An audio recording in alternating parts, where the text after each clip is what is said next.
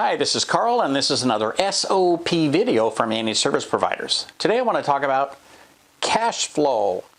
So, I want to talk specifically about running cash flow reports on a regular basis inside your business. I've often told people, money, you got to have money. Money is the food for your business. But cash is oxygen.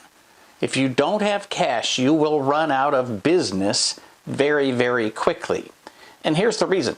I can owe you $10,000, but if I owe you $10,000 for 90 days, 100 days, 200 days, 365 days, you can't spend the money, right? Money that I owe you does two things. First of all, it grows old, which is to say, it's going to shrink over time.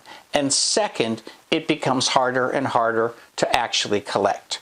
So some people look at the money that they're owed as an asset. In fact, your bank thinks that if I owe you money, that's an asset on your books.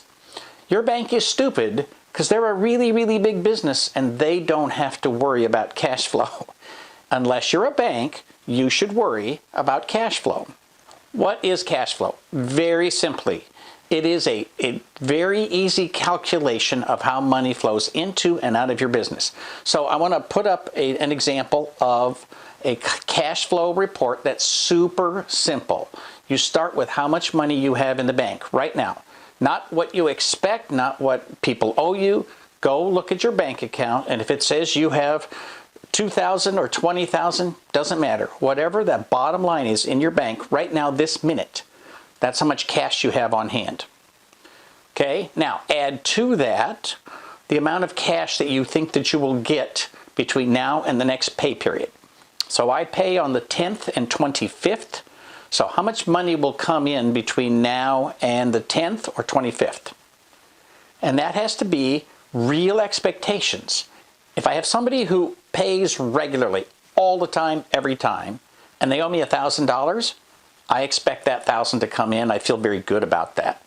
If I've got somebody else who pays me when they get around to it, they've owed me money on and off for years, then I'm not going to count that money as guaranteed to come in between now and the next paycheck. Okay? So I've got to look at realistically what do I think is going to come in. And then what has to go out? Do I have to pay the rent? Do I have to pay employees? Do I have to pay for the internet or whatever? Whatever bills you have that you know for a fact that you have to pay, those should be listed. Bottom line is how much money you expect to have on the 10th or the 15th or the 25th or whatever it is. Pick a period that you're going to look at. And I recommend that the period be your payroll periods. So usually you're going to have either 2 or 4 of those in a given month. So how much money will flow into and out of your business between now and then? I recommend that you do a cash flow projection, a minimum of once every payroll period. And in a perfect world, I would love to have you do it once a week.